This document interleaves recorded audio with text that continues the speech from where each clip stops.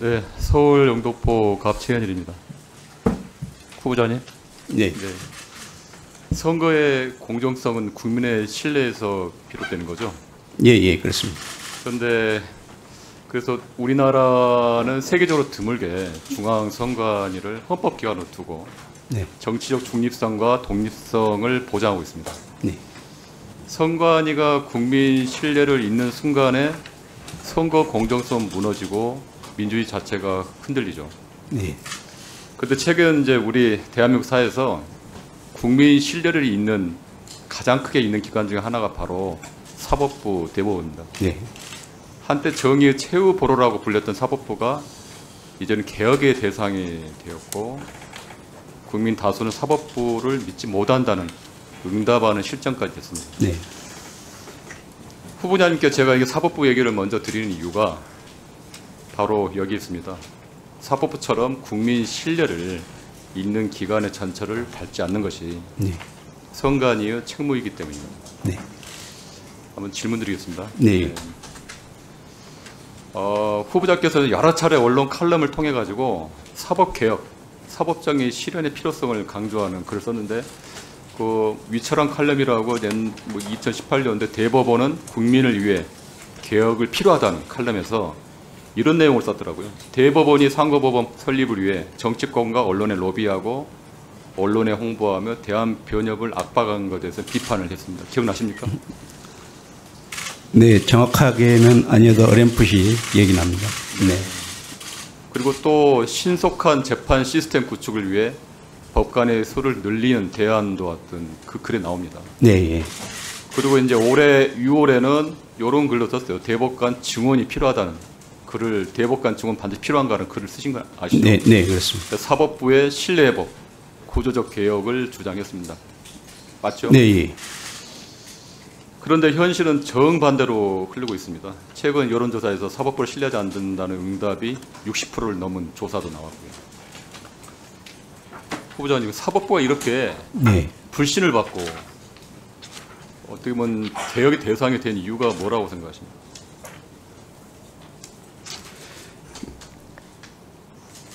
사실 저도 37년째 변호사 생활을 해보는데요. 이제 국민들이 체감하는 것은 상당히 여러 가지 어려움을 토로를 많이 하고 계십니다. 그런데 예전에 비해서 재판이 상당히 좀 지연되는 부분도 있고요. 또 대법원 심리가 심리불속행위랄지 이런 기각제도가 있어서 판결 이유 같은 게 없는 경우가 있습니다. 그런 경우는 국민들이 상당히 좀 불만을 가지고 계시서 그런데 그런 부분은 이제 여러 가지 인력적인 문제랄지 한 가지 뭐 요인만은 아니라고 봅니다만은 아무튼 그런 노력을 계속 해야 된다고 보는데요.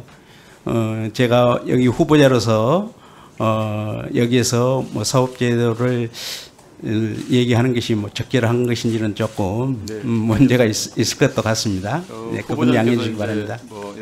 총괄적으로 말씀드렸는데요. 네. 예, 제가 생각하기에는 불법 개혁 내란으로 인해 가지고 네. 그 치러지는 대선에서 사법부가 정치 개혁을 했다는 그 문제 때문에 국민들의 불신을 받고 있는 겁니다. 네.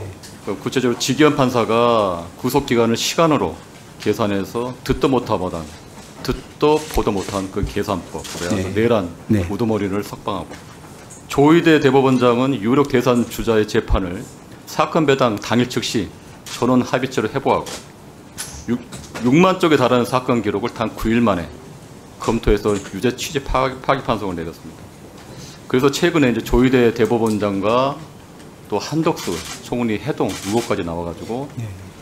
청문회까지 열린 이런 웃지 못할 일이 생긴 겁니다. 근데 또 하나 이제 제가 언급하고 싶은 거는 그 당시 그러한 그 대법원이 그 사법부가 대선을 불과 며칠 앞두고 노골적인 정치개혁을 했을 때 중앙선관위, 네. 중앙선관위는 어떠한 공식 입장이나 조치를 내놓지 않았습니까? 안 네. 그러시나요? 네. 그것에 대해서 어떻게 생각하세요? 네.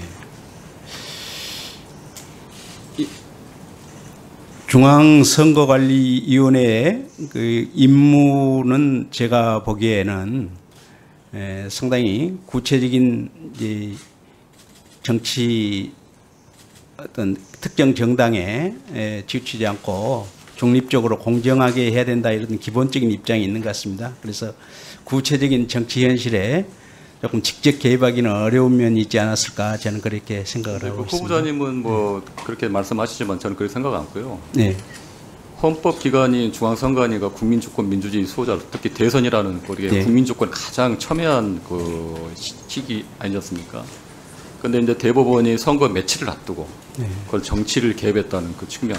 그러면 선거 공정성을 지켜야 할 책무가 있는 선관위가 최소한 명확하고 단호한 입장 표명을 내고 문제 제기를 했어야 되는 거 아닌가라는 네. 대다수 국민들의 의견이 있습니다. 거기서 예. 어떻게 생각하십니까? 혹시 선관위에서 그런 입장 표명을 할 수 있는 어떤 근거나 이런 것이 있는지를 한번 살펴보고 저희들이 면밀하게 대처해 나가도록 앞으로 해보겠습니다. 이제 선관위 의원이 되신다면 만약 또다시 이런 노골적인 정치적 선거 개입이 있다. 그런 일이 있어서 안 되겠지만 만약 반대한다면 예, 그 위철한 후보자님께서 네. 어떤 외부 압력이나 그런 것에 굴하지 않고 분명하고 네, 단호한 입장을 내야 한다고 생각합니다. 네. 거기서 어떻게 생각하십니까? 의원님 말씀에 공감을 합니다. 열심히 한번 최선을 다해서 노력해 보겠습니다. 네. 그리고 네. 하여튼 후보자님께서 뭐 지금까지 살아온 뭐 대한변협 뭐 회장 하시면서 또 간접 선거제를 직선제로 바꿈으로써 네, 또 대한변협의 민주적인 가치 네, 또 그런 가치를 제일 먼저 솔선수범했고 네, 그러한 그 생각과 의지가 네. 중앙선관위에서 이제 선관위원 되시면 분명히 그런 게 좀 많이 반영이 될 거라고 생각합니다. 아, 예, 감사합니다. 해주실 예, 예, 의원님 감사합니다.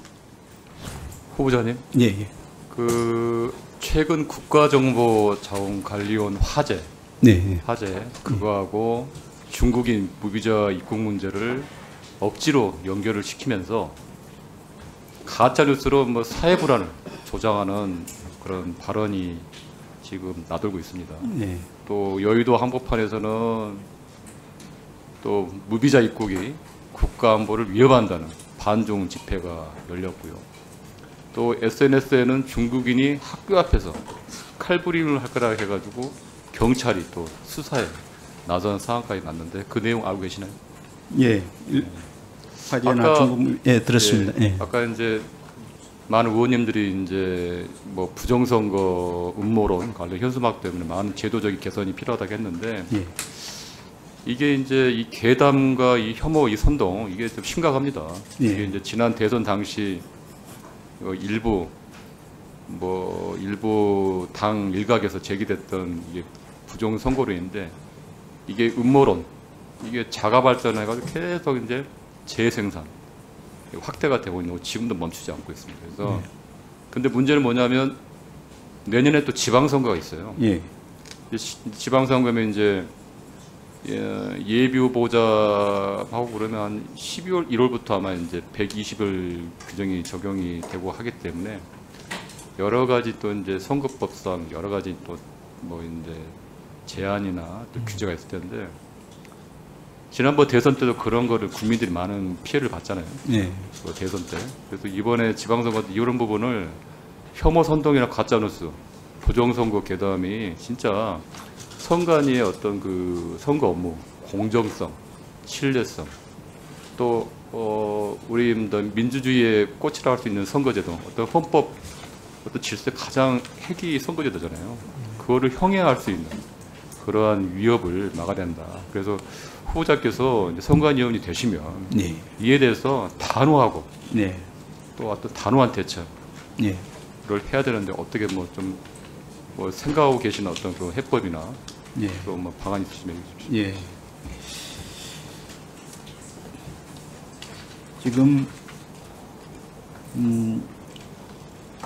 부정선거 선동이나 혐오 뭐 가짜뉴스 퍼뜨리고 이런 분들은 상당히 조직적으로 움직이고 또 그분들 배후에는 어떤 경제적인 이득을 취하는 게 목적이지 실제로 그것을 그분들도 과연 그 내용을 믿는지 의문이 가는 부분이 조금 있습니다. 제가 보기에는. 그래서 앞으로 어떤 그런 것이 선거에 영향을 미치고 또 그것을 이용해서 이득을 취하려는 이런 것은 절대 우리나라나 사회가 용인돼서는 안 된다고 봅니다. 그래서 저희들도 어떤 그 선관위로서 할 수 있는 최대한의 원인 분석도 하고 또 모니터링도 하고 해서 강력하게 대처하도록 노력하겠습니다. 구체적인 안에 관해서는 저희가 또 아직 제가 완전히 업무 조직이나 파악이 다 안 된 상태이기 때문에 우리 여러 다른 9분의 위원님들이나 그 사무 공무원들 전부 모시고 제가 잘 한번 노력을 해보겠습니다. 하여튼 뭐 후보자님께서 단호하게 또 법률가시니까요. 예. 이게 뭐가 문제가 있는지 해법이 있는지 예. 이게 진전이 안 되고 있어요. 예. 그리고 지난 선거 이후로 또 이렇게 된다는 거는 이건 국가적으로 엄청 피해입니다. 다른 질문하겠습니다. 지금 선관위에 가장 필요한 건 국민 신뢰 회복, 공정성입니다. 예. 지난 뭐 자녀 채용 비리, 투표 관리 부실 문제로 국민의 신뢰를 잃는 일이 있었고 예. 또 부정선거를 주장하는 세력에 의해서 선거사무 정당성이 훼손이 됐습니다. 예. 그래가지고 이제 선관위 내부에서 특별위원회를 출범해가지고 인사 감사 이런 선거 절차에서 혁신을 한 점에서는 다행이지만, 근데 선관위 위원들, 그러니까 시도 선관위나 중앙 선관위나 선관위 위원들, 또 광역이나 시군구 위원들도 국민 신뢰가 필요하다고 생각합니다. 지난 정부 윤석열 정부에서 강릉 지역의 선관위 아들이 지역구 국회의원 추천으로 대통령실 채용된 사실 아시나요? 그런 일이 있어 특혜 시비와 공정성 논란이어서 사회적인 논란이 있었습니다. 그래서 선관위 위원이 지역 정치인과 친분돼가 그게 권력이 돼가 사적 이익을 치다간 대표적인 사례입니다. 그래서 그런데 이제 뭐가 문제냐면 중앙선관위원과 시도 중앙선관위원과 시도선관위 임기에는 연임 제한 규정이 없다는 거 알고 계십니까? 그러니까 이제 중앙선관 그러니까 중앙선거관리위원과 시도선관위위원 임기는 6년인데 선관위법에 되어 있는데 연임 규정이 없고요. 다만 90분 선관위 임기는 3년인데 한 차례만 연임할 수 있습니다. 근데 어떻게 보면 입법의 흠결인데, 근데 시도선관위위원 중 2회 이상 연임한 위원이 전체 인원 102명 중에 24명으로 23.5%입니다. 울산의 선관위원은 4번 연임한 사람도 있고 전국에서 3회 이상 연임한 사람이 5명입니다. 그래서 제가 말씀드린 거는 선관위 내부적으로도 또 법 개정이 필요한데 선관위원의 연임 이런 제한 문제 또 균형을 맞춰야 되는데 이런 제도 개선이 필요하다고 보는데 어떻게 생각하십니까? 적극적으로 공감합니다. 앞으로 만약에 의원이 된다면은 제가 적극적으로 한번 살펴보고 개선해 보도록 노력하겠습니다. 네.